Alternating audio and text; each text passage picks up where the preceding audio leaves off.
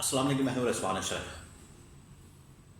موجودہ جو اس وقت کرائسس ہے پاکستان کے اندر بھی دنیا کے اندر بھی مختلف محاذوں کے اوپر آپ کو نظر آ رہا ہے، پولیٹیکل محاذ کے اوپر، ملٹری محاذ کے اوپر، اکنامک محاذ کے اوپر،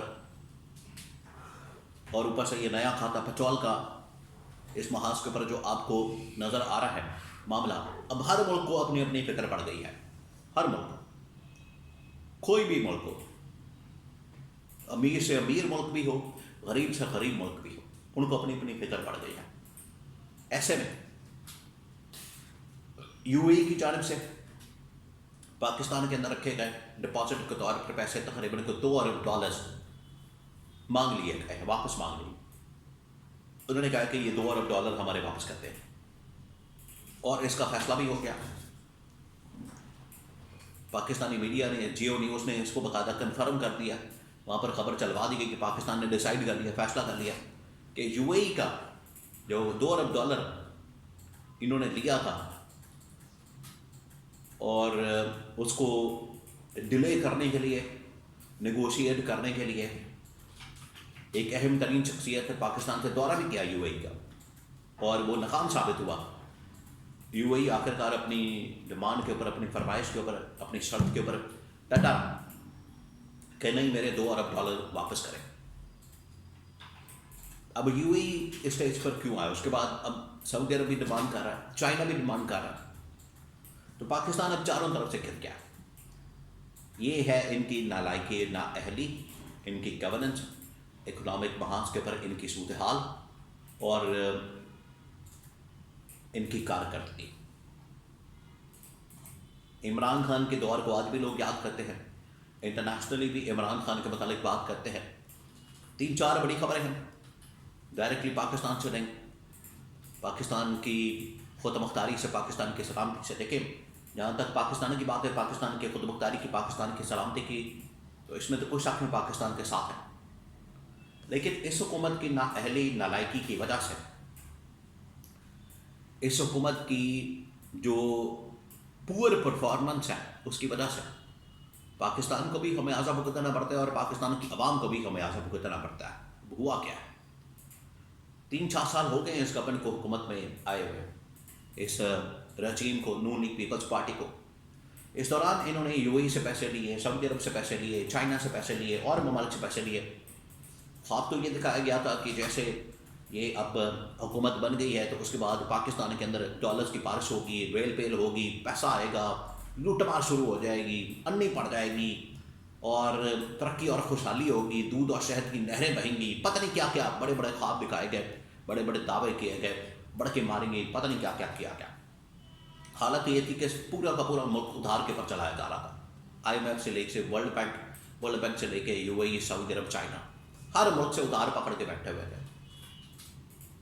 اور شہباز شریف کی باتیں آپ کے سامنے ہیں کہ میں دوسرے ملکوں کا جب دورہ کرتا ہوں، دوسرے ملک کے اندر جاتا ہوں، تو وہ کہتے ہیں کہ بیکاری آ گیا۔ شہباز شریف آگے سے کہتا ہے کہ ہماری مجبوری ہے۔ یہ ہے ان کی حالت۔ تو اب یو اے ای نے اپنے $2 ارب واپس مانگ لیے، جو پاکستان کے خزانے میں ڈپازٹ کے طور پر پڑے تھے، اور پاکستان نے بھی فیصلہ کر لیا کہ ٹھیک ہے، ہم یو اے ای کو پیسہ واپس کرنے جا رہے ہیں۔ یہ عالمی سطح کے پر ایک بہت بڑی ناکامی، بہت بڑی ناکامی، اتنا بڑا یہ فیلئر ہے پاکستان کے لیے۔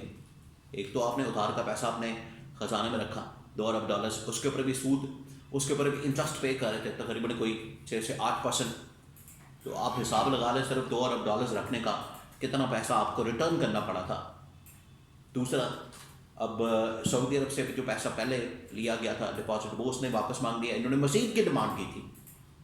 ابھی یہ جو دورے ہوئے پچھلے دنوں، آنا جانا، اور سعودی عرب کی جانب سے یہ ڈیمانڈ آئی، فرمائش آئی کہ ٹھیک ہے، آپ ہمیں سپورٹ کریں، ایران کے خلاف ہمیں سپورٹ کریں۔ پاکستان نے پیسے مانگے، انہوں نے پیسے دینے سے انکار کر دیا، پاکستان پیچھے ہٹ گیا۔ یہ جو ایگریمنٹ اور ساری چیزیں بیان کی جاتی ہیں، تو سعودی عرب نے اپنا پیسہ وہ بھی واپس مانگ لیا، اور سعودی عرب اب ڈیفنس ڈیل کے لیے پاکستان کے اوپر کم اور زیلنسکی کے ساتھ ڈیل کر رہا ہے، اور چائنا بھی اسی ٹریک کے اوپر چل پڑا۔ یہ 3 خبریں جو ہیں، یہ آنکھیں کھولنے کے مترادف ہے، یہ ان کے لیے کافی ہے ہیوی قسم کی ڈوز ہے. اگر یہ ابھی بھی نہ سمجھ پائے, ابھی بھی اس کو انڈرسٹینڈ نہ کر پائے, تو جو انہوں نے ملک کا حال کیا وہ آپ کے سامنے ہے, اور مزید تباہی اور بربادی کی طرف جائیں گے. کیونکہ آئی ایم ایف سے, ورلڈ بینک سے جو خرچوں پر ادھار پر ملک چلا رہے ہیں وہ زیادہ دیر نہیں چل سکے گا. یہ آخر کار انہوں نے جو تباہی اور بربادی پھیری ہے, ان کا خمیازہ عوام تو بھگت رہے ہیں پچھلے 4 سال سے ان کی پور کارکردگی اور گورننس کی وجہ سے, لیکن انہیں بھی آخر کار اس کا خمیازہ بھگتنا پڑے گا اور ان کی چھٹی کروا دی جائے گی. تو یہ تیاری پکڑ کے رکھیں, یہ تیار ہے, ان کو عنقریب پار کر دیا جائے گا. اور اس سلسلے میں ابھی ریسنٹلی ایک رپورٹ ہوا ہے دورہ یو اے ای کا field marshal army chief general Asim Munir کی جانب سے. دیکھیے اب شہباز شریف کو نہیں بھیجا جا رہا, اسحاق ڈار کو نہیں بھیجا جا رہا, بلاول کو نہیں بھیجا جا رہا, کسی بندے کو نہیں بھیجا جا رہا. یہاں سے آپ اندازہ کر سکتے ہیں کہ ان کے اوپر اعتماد بھی نہیں, ان کے اوپر اب اعتبار بھی نہیں رہا, بھروسہ بھی نہیں, کہ یہ صحیح طریقے سے جا کے ڈیل بھی نہیں کر سکتے, معاملہ چلا بھی نہیں سکتے.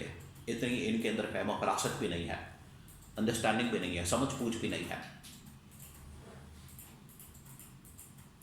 تو ان کو اب بھیجا بھی نہیں جا رہا.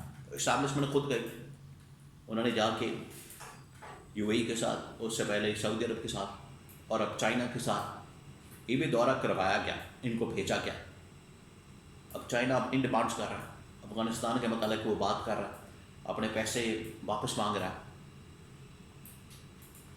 تو یہ انہوں نے ملک کا حال کر دیا. دیکھیں, پیٹرول کی قیمت بڑھانے سے لے کر, بجلی کی قیمت بڑھانے سے لے کر عالمی لیول تک, عالمی سطح تک جو بھی معاملات ہیں وہاں پر آپ کو ناکامی, فیلئر اور نالائکی, نااہلی